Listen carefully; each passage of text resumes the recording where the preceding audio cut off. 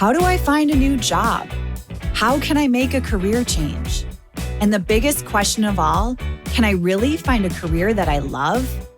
Hey, my name is Jen Smith, and I believe career success doesn't have to be at the expense of living a radiantly happy and healthy lifestyle. As a former HR leader and recruiter turned career coach, I get what companies are looking for when hiring top talent. What that means for you is an unmatched combination of insider knowledge and the best kept secrets about making heart-based career changes and navigating the ups and downs of job searching in today's world of work. Whether you're a recent graduate navigating the job market for the first time or a seasoned professional ready for a career change, this show is for you. So grab your coffee or your kombucha, pull up a seat, and get ready to be challenged and inspired to move beyond your self-doubt and take the right next steps towards landing a career you love. Because you deserve a long, radiantly happy and healthy career. This is the Flourish Careers Podcast. Hello, and welcome back to the Flourish Careers Podcast. I'm Jen Smith, your host, and today we are talking about a topic that most of us have faced at some point in our careers: the dreaded interview rejection. Rejection is a word that carries a negative connotation, whether it's a job application, a business proposal, or some type of personal project. Hearing the word no can be very disheartening. But there are ways to turn rejection into an opportunity. So today, I want to start by sharing a personal story, then talk about my favorite reframe when it comes to rejection. Of course, I have a bunch of examples to share with you, and then we'll talk through some practical tips to help. So picture this. I had prepared meticulously for a job interview. I researched the company inside and out. I rehearsed my answers and picked out the perfect outfit. Now, at the time, I was living away from Buffalo and I really wanted to move home. So I was super excited when I landed this interview. And I will tell you, the interview went well. It was fine, although some of the team didn't really feel like a perfect fit, and it was not an industry I was particularly excited about. But I still wanted the job because moving home was my main goal. But I will tell you, when that rejection email arrived in my inbox, it felt like a gut punch. The disappointment was notable, and that initial feeling of self-doubt just washed all over me. Now, this is a scenario some of you might be able to relate to. And interview rejections can be really hard to handle. There's feelings of disappointment, frustration, and self-doubt, and these are all very common reactions. So you think about it, you put yourself out there, you did a bunch of research, the timing was perfect, and things didn't go as planned. That can be disheartening. But what happens next is crucial. So recognizing the initial challenges we often face when dealing with rejection is critical. So it's super easy to get stuck in these cycles, this negative self-talk and wondering what went wrong and ruminating and trying to understand why you weren't the chosen candidate. You might even begin to question your skills or your qualifications or even your career choices. And that's a tough spot to be in. It can be very paralyzing, and it can prevent you from taking the next steps in your search and your career development. But here's the thing. Noticing and understanding and acknowledging these emotional reactions and these challenges is the first step in turning rejection into a lucky opportunity. So let's explore how strategic follow-up, having a growth and positive mindset, and resilience can help you bounce back from rejection and propel your career forward. So have you ever heard of the term the growth mindset? Or I actually like to call it a learning mindset. At its core, having a growth mindset is all about the belief that your abilities and your traits are not fixed. Instead, they're qualities that can be developed and refined over time with dedicated effort and learning. So, in other words, it's really having the conviction that you can cultivate your talents and improve your skills when you put your mind to it. Now, you might wonder, why does this mindset matter, especially when you're dealing with rejection? Well, the answer lies in how it fundamentally changes your approach to setbacks. Imagine you just faced that interview rejection. With a fixed mindset, you might think something like, I'm just not cut out for this job, or I'll never succeed in this field. And these thoughts can be like quicksand. They pull you down into this deep pit of self-doubt and discouragement. But with a growth mindset, your inner dialogue shifts. And instead, you might tell yourself, I can learn from this experience, or I'll work on improving my interview skills. Then the rejection becomes less of a verdict on your abilities and more of a stepping stone in a learning path for growth. So having a growth mindset really empowers you to embrace challenges and view them as opportunities. It encourages you to persist in the face of setbacks, knowing that effort and dedication will help you improve. So the next time you encounter rejection, remember the concept of a growth mindset. It's the belief that you can turn obstacles into stepping stones, setbacks into comebacks, and interview rejection into lucky opportunities. Now, to that effect, I want to share one of my favorite reframes for these situations. And that reframe is rejection equals redirection. In the world of career development, it's essential to understand that rejection is not a dead end, it's just a redirection. That example that I shared earlier when I didn't get the job and I really wanted to move home, that was the first company I interviewed with.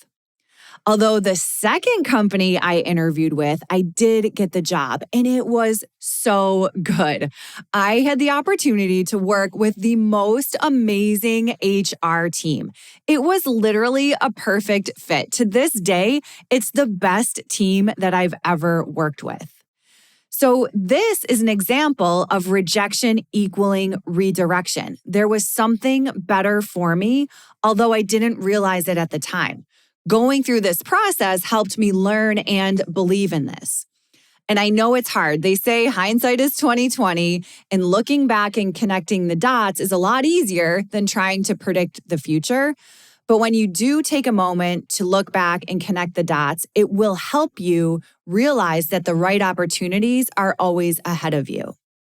The other thing that's really helpful after an interview rejection is taking some time to pause and do some self-reflection. So asking yourself questions like, what went well during this interview that I want to continue to do in other interviews? What aspects could I have done better? Did I prepare well enough for this interview? Were there any specific skills or experiences the role required that I might have lacked? So by doing this self-assessment, you can uncover really valuable information. So for example, maybe the rejection highlighted that your interview skills needed improvement. So perhaps you stumbled on a particular question or found it challenging to articulate some of your achievements. These are opportunities to enhance your communication and presentation skills. Maybe the rejection indicated a gap in your skill set for the role that you applied for. So that insight could guide you to focus on a specific development area, or sometimes rejection occurs because of a misalignment with the company's culture or their values. And that's a chance for you to reflect on whether you genuinely resonate with an organization and maybe gather a little bit more information next time before you go into the interview process. You could also try to ask for feedback from the interviewer or the HR team. So that's always valuable. That can help you identify what areas you need to improve.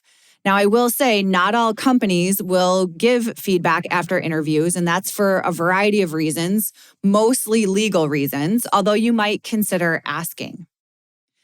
Now, the most crucial step here is identifying the areas for improvement and then coming up with a roadmap to invest in yourself for your future interviews. So, for example, if you struggled with answering behavioral questions, which are the dreaded tell me about a time when, you might consider practicing with a mentor or a coach. Or maybe if you lacked a specific qualification, you could work on acquiring an online certification. If the company was a cultural mismatch, maybe you spend some time really deciding what your core values are and making sure next time that the company matches that before you get into the interview process. So remember that each rejection is not a reflection of your worth, but it's an indication of the direction or the next best step to take. I like to think of this as a stepping stone rather than a stumbling block. And it's also a sign that you're in the game. You're out there actively pursuing your goals. Many successful individuals have faced rejection, and instead of letting it deter them, they use it as a catalyst for even better opportunities. So, speaking of that, I want to share a couple real life stories that we can draw some inspiration from. So, a beloved community member from a few years ago, Seth, applied for his dream job at a renowned tech company, but ended up facing rejection, and he was devastated. But instead of getting stuck in ruminating on the rejection, he reevaluated his skills and gained experience in a really niche area. Less than a year later, he reapplied to the same company with a more impressive qualifications and landed the job. And I believe he's even still there to this day. Then there's James, who faced multiple rejections when pursuing a career, and this was specifically in content creation. But instead of giving up, he ended up starting a blog showcasing his writing talents, and he built a pretty substantial online presence. And then a publishing company came knocking on his door and was impressed by his work. So he not only secured a position, but actually ended up negotiating a pretty sweet deal. So, how can you leverage rejection as an opportunity for your own professional growth? Here are some practical tips. Number one is the power of persistence. Have you ever heard the saying, luck favors the persistent? Well, there is some truth to that. And now I want to say here that when I say persistent, I want you to know that this is professionally persistent. We're not being pushy. We are following up and interacting with folks respectfully without being overly aggressive or desperate. We're maintaining a professional tone and a calm and friendly demeanor throughout. You will increase your chances of creating your own luck when you persistently pursue your goals. Quick story here. There was a candidate that we interviewed for a job, and they were pretty early in their career. It was an operations logistics coordinator. They didn't make the final cut, although we kept in touch. And he emailed me a few times to check in. And then I'll never forget, a few months later, something happened where the logistics coordinator we had hired had to go out for an extended leave, and we needed to backfill that role. And because this gentleman had kept in touch with me, we ended up reaching out to him, and offered him the job, and he got the job. Another story of a colleague who was interviewing for a role at a company that she was super excited about. She didn't get the initial job, although kept in touch with the hiring manager. She leveraged LinkedIn and kept in touch with the hiring manager. And then they had another role opened up that they contacted her for, and she got the job. Very recently, another beloved community member landed a really awesome freelance opportunity after staying in touch with the hiring manager for 2 years. So she didn't initially get the job, although because she stayed in touch and was persistent, she was thought of for a role when they needed help. So persistence pays off. Don't let one rejection discourage you from pursuing your goals. Keep in touch and be persistent. Follow-up can also be a very strategic way to turn rejection into a lucky opportunity. Have you ever heard the term, the fortune's in the follow-up? It's true, and so true, I dedicated an entire episode to follow-up, which I will add to the show notes. Now, here's the thing. Follow-up is not just a common courtesy. It is a very strategic move that can make all the difference. Here's why. Number one, we just talked about persistence. It demonstrates persistence. Following up shows your commitment, and it lets the other people know that you genuinely care about the opportunity and you're willing to put the effort to stay in touch. Follow-up also helps you build stronger relationships with potential employers. Maybe the timing just isn't right, but it keeps you on their radar and fosters trust over time. Sometimes rejection happens due to a misunderstanding or a miscommunication, especially in an interview when you're super nervous. So you can use follow-up to clarify if you didn't explain something as clearly as you would have liked. A follow-up email or a brief conversation can provide the chance to clarify your intentions and address any concerns that might have come up. Think about the changing in circumstances. Business decisions are made all day long. The situation or the role that you're interviewing for may have evolved since that initial rejection. So following up can showcase your continued interest for when something does change and the role opens up. The other thing follow-up does is that it displays confidence. Confidence is attractive. A well-executed follow-up conveys your belief in your abilities and your belief that the rejection might have been a missed opportunity. So don't hesitate to check in and follow up after an interview. Remember that rejection is not a dead end, it's simply a detour, and creating your own luck through persistence and strategic follow-up and having that growth mindset can transform your path. Sometimes rejection can become an opportunity to connect with others in the industry, and it may open doors to new prospects. So turning a job interview rejection into a networking opportunity is a powerful way to leverage the experience. So here's how this might work. Let's say you didn't get the job, but your impression during the interview was still very strong and valuable. The interviewers may have seen your potential and could remember you for future opportunities within their organization or even refer you to other companies in their network. This has happened to a number of my colleagues. A good hiring manager can spot top talent, and they will help others and even create roles for people. If you feel a good rapport with the interviewers, don't hesitate to connect with them on LinkedIn. Send a personalized connection request. Thank them for the opportunity to interview and express your interest in staying connected for future opportunities. LinkedIn is a great way to nurture your network in that capacity. You want to make sure you continue following the company on social media and subscribe to their newsletter, engage with their content, and participate in discussions. This will keep you visible within the company's network and potentially set you up for future roles. You could even offer assistance. So if you came across some news or an update related to the company or the industry that you think would be valuable, consider sending a thoughtful message to the folks that you interviewed with and offer your assistance or insights. That demonstrates your continued interest and willingness to contribute to the organizations.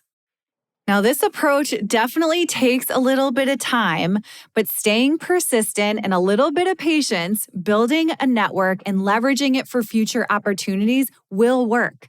Don't get discouraged if immediate job offers don't come your way. Being patient, staying persistent, and continue to nurture your professional relationships. So as we come to a close for today, remember, luck isn't always a matter of chance. It's a product of your preparation, persistence, and determination. Rejection happens to everyone. It's our response that counts. So instead of seeing it as a roadblock, view it as a detour that might lead to surprising opportunities. Think of rejection as redirection. Stay open to learning and growth through the experience. Keep doors open for new opportunities through your network. You might stumble upon your next lucky break. And don't forget the power of follow-up. The fortune is in the follow-up, and luck often lies in those follow-up interactions. Your next big break could be just around the corner. Stay resilient and keep embracing this element of luck in your journey. And if you need help with reflecting on an interview rejection or preparing for an interview, let me know. I'd love to help. I also have an interview prep toolkit that includes a 40-minute pre-recorded workshop where you can learn my best kept secrets to conquering your interview with poise and purpose. I've prepared the top 16 interview questions I used to ask when interviewing thousands of job seekers over the years. You can print them out and record your responses to help you practice. It also includes the perfect elevator pitch framework to quickly showcase who you are, what you do, and what you're looking for. And lastly, it also includes 20 sample questions that you can ask that will help you stand out and evaluate whether the organization is a good fit for you. So I'll make sure that we have that link in the show notes. That's a wrap for this week, my friends. If you enjoyed this episode and would like to support the show, please consider recommending it to a friend. As always, notes from this episode can be found on the blog at flourish.careers/blog. Thanks so much for tuning in. I'll talk to you next time.